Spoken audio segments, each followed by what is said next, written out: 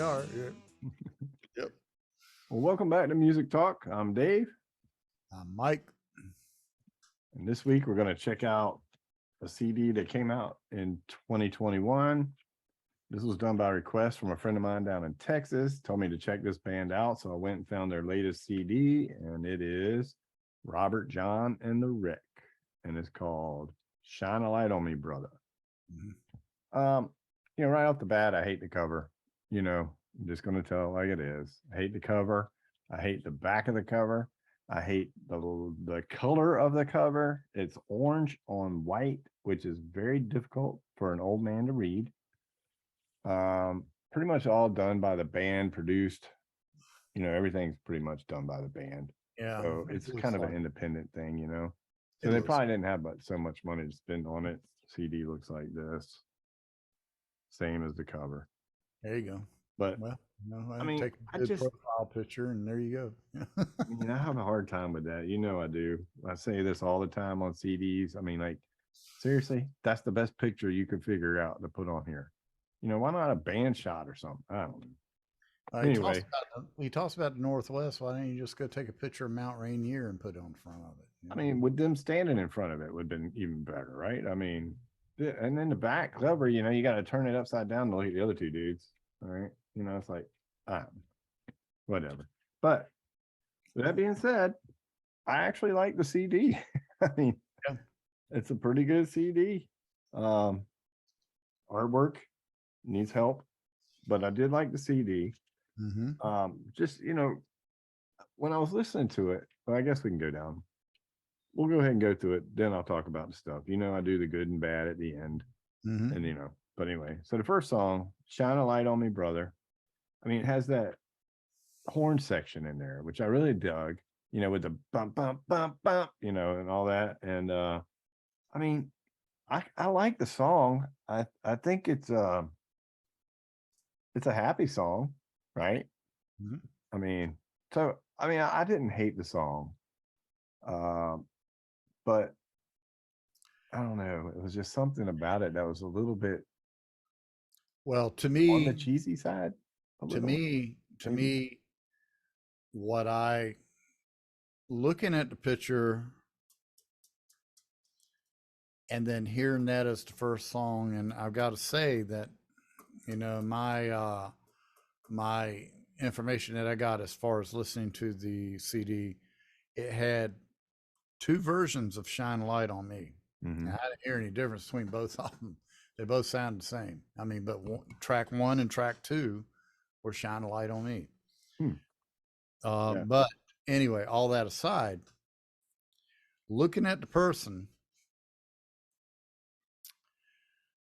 and then hearing this full production with a horn section was totally not what you expected. Threw me a little bit of a loop. Threw me for a little bit of a loop, because looking at the fedora, I'm thinking, okay, we're going to get down to some, down home R&B and blues. Mm-hmm. I'm thinking, okay. But and bam, got this big production.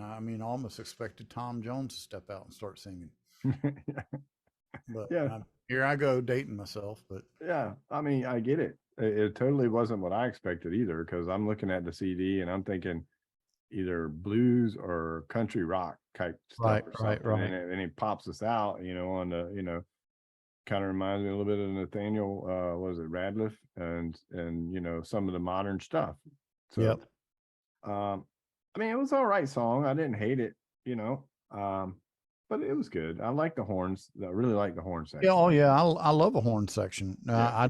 I just want to be prepared for it when I hear it. Yeah. It'd been nice to have a couple of members in the band standing back there holding a trumpet and a sax or something. Okay, this is what you're in for. But yeah, and the band itself is only 5 dudes, so all the horns were put in from somewhere else. The horns arrangements were done by someone else, but used to be Tower of Power. I don't know who it is now. Yeah, I think these guys are just 2 dudes: a sax player, trumpet and trombone guy.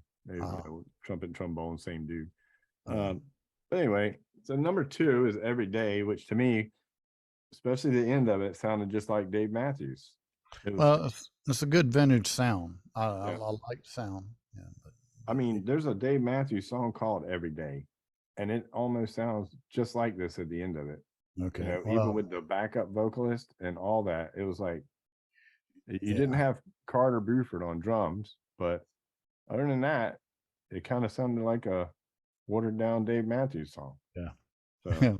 Speaking of Carter, all he does is he just experiments on every song they do. and he chews gum the whole time. That's all he's doing is experimenting.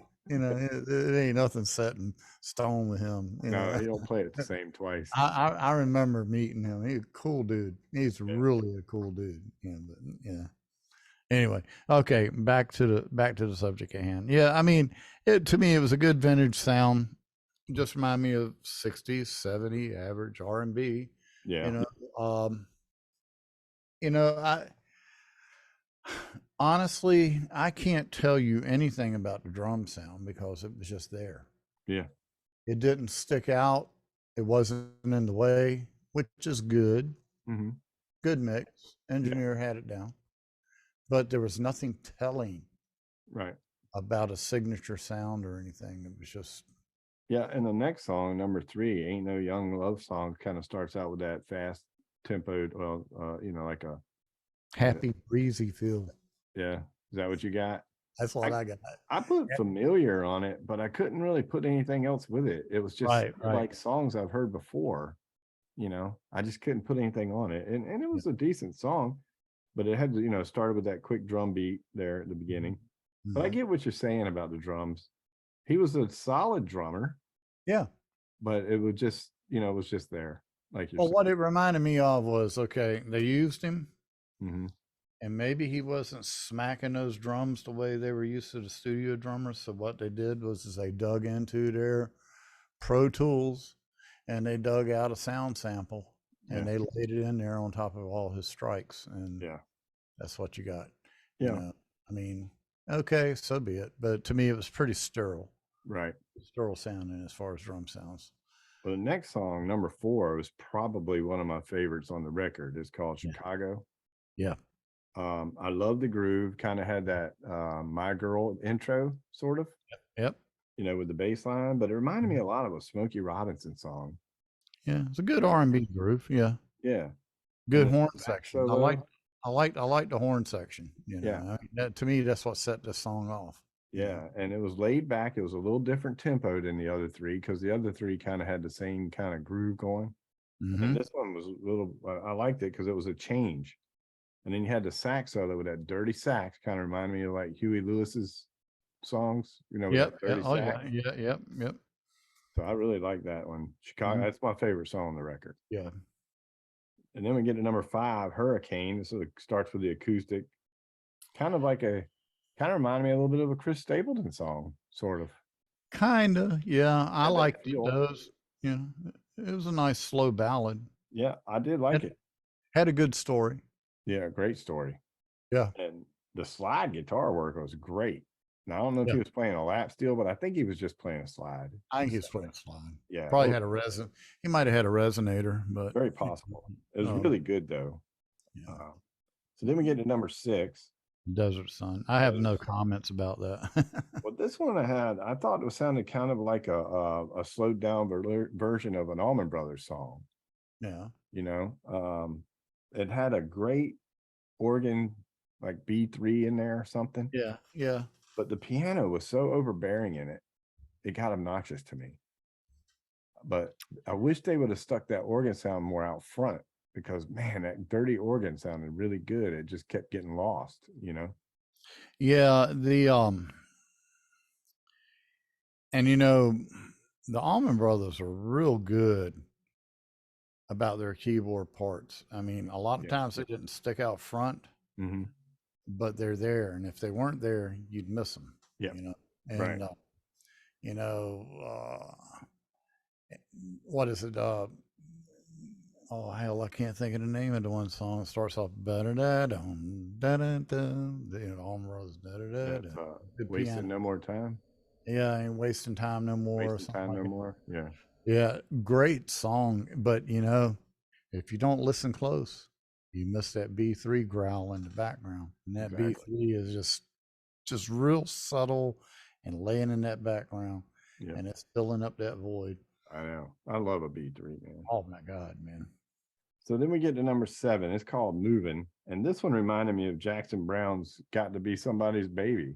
I mean, the rhythm of the guitar and everything just reminded me of that song. Vocals didn't really so much, but that guitar rhythm was that same guitar riff you hear in Jackson Brown's Got to Be Somebody's Baby. Well, yeah. Well, I'm gonna go back to Desert Sun real quick here for a Okay. second because I did want to say one thing about it. It did to me. It reminded me a little bit of when Eric Clapton was with Delaney and Bonnie. Mhm. You know, during the Layla Mhm. part. If you listen to those girls doing that background vocal work, I swear to God, it's like, okay, we got the Eric Clapton thing happening here. Yeah. But anyway, okay, moving on. Moving. Yeah, I just say Yeah, that's Jackson Brown to me. Is what it sounded yeah, like. yeah. It. I heard similarities in every song. I mean, I'm not. Yeah, I didn't bother to really point out artists other than Mhm. like Desert Sun, but yeah, I can see that. Yeah. Yeah, and I wish we could. I wish we could play samples of each song. Yeah, I do too. If we do, they'll pull us. Every time we try to do something, it never Yeah, I makes. know. I know. I can't They're even getting really post. bad on it too, because even people I like watching, they keep pulling their videos, and it's like, Yeah, come on, man. You I know, can't. I can't even post YouTube links on fucking Facebook. I know, I mean, I know. they Facebook pulls them. It's insane, isn't it? So then we get to number 8, Anna Marie, which I thought was a good song. It had a really catchy vocal line. Yep. I really liked the piano breakdown, but I did not like the gang vocals. I'm not a Yeah. gang vocal guy, Right. and that killed the song for me. But I did like the song. I like the 6/8 feel that it had. Yeah, yeah, I liked it. I liked what the drums were doing. I just wish that they had been more pronounced. Mhm. You but yeah, I mean, I get what you're saying too about the gang vocals. I just hate that. Then you get the clapping, and it's like, oh gosh, I hate well, that. it's like at Rival Sons, that The last song, yeah, one tune on there. I don't like it. yeah, I don't like it. I mean, yeah, it's just too churchy for me. yeah. It was gospel feel for sure. So then we get to number 9, which is this one in Chicago. Were probably tied for my favorites. This is a very dark song. It's called Brother. Yep. But man, it had some great guitar work in it. The words were heavy. Really good song. Really Yep. good song. I like the deliberate approach. Mm-hmm. Very deliberate rhythmically. I mean, you could tell it was just like this is going to be in your face. Yeah. Yeah. It was sad, man. Yeah. When Yeah. you start digging into what he's saying, it's like, wow. Yeah. Which, by the way, there's no lyrics in here. So you got to kind of look for your, look them up if you want to. I'll Or give listen it a to month them. or two. I mean, he's pretty, Somebody will post them. yeah, I'm sure they're posted. He's pretty clear. He enunciates pretty well. So you can understand him when he's singing. Yep. And then number 10 is Radio, which I loved again because it had a swing to it. You're swinging. And I really liked it. Good rockabilly feel. Yeah. I like the breakdown, all that and stuff on there. The breakdown to me sounded a lot like Chicken Fried from Zach Brown. I Yeah. swear when he went into it, I thought he was going to go into his Chicken Fried. But I like the vibrato on the guitar. It was Yeah. subtle, but it was there. It was almost like he was using a Leslie cabinet or something. Yeah. now the one thing I did not like about this song where it was going hurdy, hurdy, hurdy, hurdy, hurdy, hurdy, hurdy, hurdy on radio. I'm like, it reminded me of the cook on the Muppets. Hurdy, hurdy. That's what it reminded me of.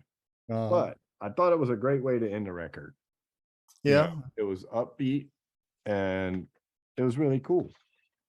The good stuff to me. Oh, go ahead. I'm sorry. I liked it. I probably need to go back and listen to it a few more times before I really slam any of the songs. But You know, I mean, just the brief interactions I've had with it. I mean, hell, I've been busy as hell, but Yeah, but me too. but yeah, I mean, like I say, I didn't really relate it to a lot of different artists, although I heard a lot of familiar cliche Hmm. type sounds, type riffs, type approaches. Yeah, And biggest complaint again was the first song, "Shine a Light on Me." yeah, Way too overproduced. It was right. like you needed to back it down. I saw him do an acoustic version of this, and it wasn't bad. I mean, it wasn't acoustic, but it wasn't like a live band situation. I mean, you Right. had a bass and two guitars, and the guy was playing one in boxes, what do you call them? Yeah, yeah, I know what you Whatever mean. they're called, Jimbos or Jimbei or whatever. Right, right. So it wasn't bad, but yeah. So for me, the album in general, it's got great singing, it's got great bass playing. I say solid drums because the drums were solid. Yeah, It, they it were. wasn't really spectacular, but they were solid, and I think it kept the beat well. Hmm. So you didn't lose it anywhere. The couple bad things is I thought the piano at times was too much. I mean, it got a little overbearing in some songs. I mean, it was like he was playing too much sometimes, and it Yeah, was more out front than I thought it should be. I think it also needed more hand and organ because you can't go wrong with that. And that sometimes, it was kind of monotonous sounding. Some of the songs were very similar structurally. And I yeah. thought, it was kind of, it wasn't enough dynamics in the from song to song to me. Right, right. But Well, yeah. Go ahead. Go ahead. I was gonna say, but I just still think it's a good album. I really do. With all that being said, what I really felt about it was this is the record that I was expecting from Allman Betts. Well, yeah, and yeah. And speaking of almond bets, okay, I was cruising YouTube last night, and I found an August 2022 performance that they did, and guess what song was they were doing? Midnight Rider. Not Jessica. They Oh, were they were attempting it, you know. And I'm like, okay, so you're the thing you're putting on YouTube, you're attempting to emulate your dad's, but not on your own record. not on your own songs, And I'm like, okay, good, because I didn't find anything else they did, and I No. clicked on it. You know how you can hold the button down and it'll go to their channel. There was nothing live from their new album or whatever. I mean, it's not new anymore, but Yeah. it was Yeah. just all old Allman Brothers. I mean, Yeah. And so I was thinking with this record, maybe we should send it to Allman Betts and say, look, y'all are supposed to sound something like this. yeah. This is what I would expect for them. Because Replace it the does have horns an with a Allman feel to it. Hammond B3 screaming. Yeah. Yeah. Get a singer, first of all, for Allman Betts. They need a Yeah, singer. And do like this guy just did. Put a record out like Robert John and Wreck. yeah, That would have been pleasurable to me. yep, This I thought it was a good record. I mean, I felt like I heard a little bit of Blackberry Smoke in there, some Allman Brothers, a little Dave Matthews. You had the jam bandish kind of stuff where live you could probably take it further. You know yeah, how that goes. oh So, yeah, oh yeah. I but mean, overall, it was a good album request. You yeah. know, Well, so, I'll tell you what. I think out of this whole thing, I think on a scale of 1 to 10, I think I'm gonna give it probably about a, I don't know, 6.7. You six, know, 7. Okay. yeah. I mean, I definitely wouldn't change the station if one of these songs came on. Yeah, You know, I gave it a 7.3. I liked a few songs on here a lot. yeah. And then some of them just got a little monotonous to me. But there was 3 good songs that I really liked. Well, the thing that turned me off again, and I've mentioned it before, the drums weren't prominent enough. And what I mean by prominent, you don't have to play technical. You Right. don't have to be crazy technical. Yeah, I Get agree. a good bass drum sound and a good snare sound and just stick it right in the pocket, and there you go. Yeah. You Well, know? I think the bass player held a lot together in this record because he was playing some good bass, man.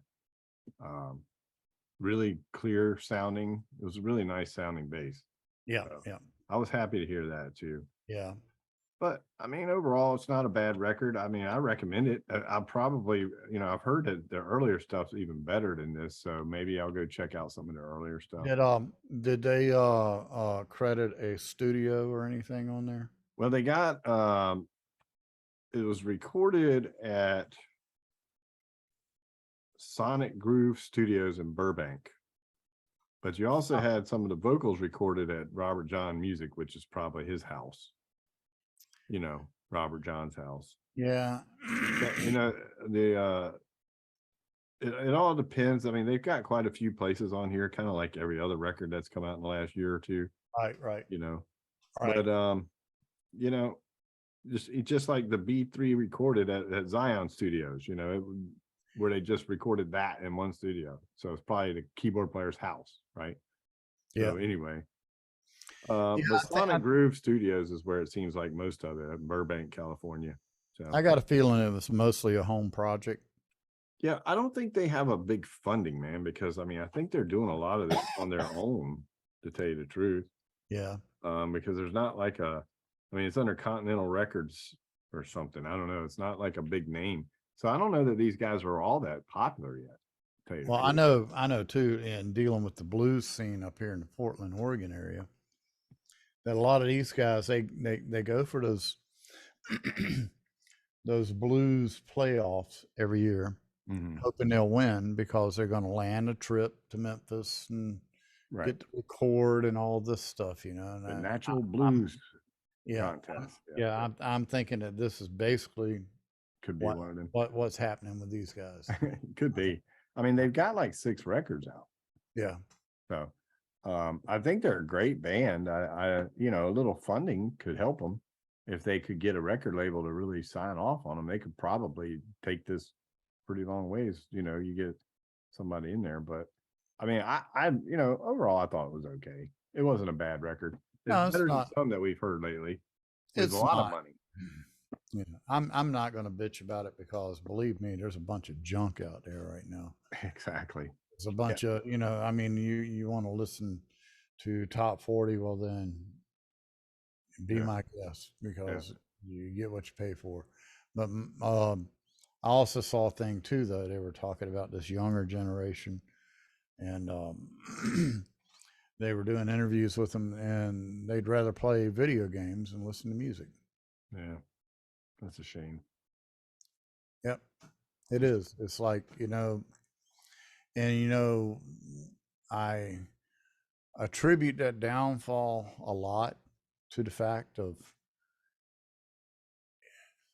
used to you go out and you'd buy an album, you had something in your hand, you pull it out, you got a sleeve to read, you got the inside to read if you fold it out, and it tells you a little bit of history, and then it makes you want to dig in and find out more about them.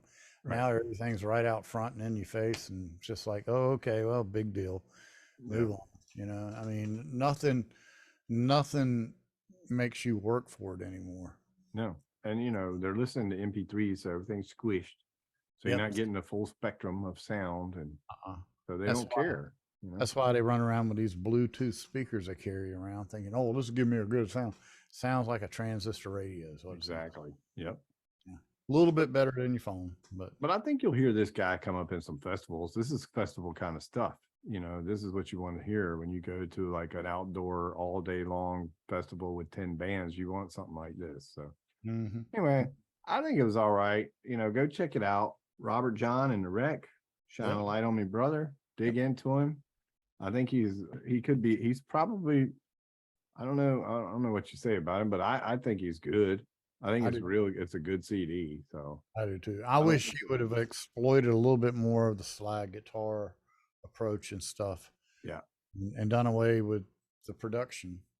Yeah. Some songs. It might have been a little bit more tasty. Yeah, they should have left it a little more raw. Yeah. Yeah. So, But anyway, like I I said, gave it a 7.3. Mike Yep. gave it a 6.7. Mhm. Anything you want to close out with here? Nah, No. I'm pretty happy. All right. Well, until next time, y'all stay safe. That's right. And peace out and listen to the music.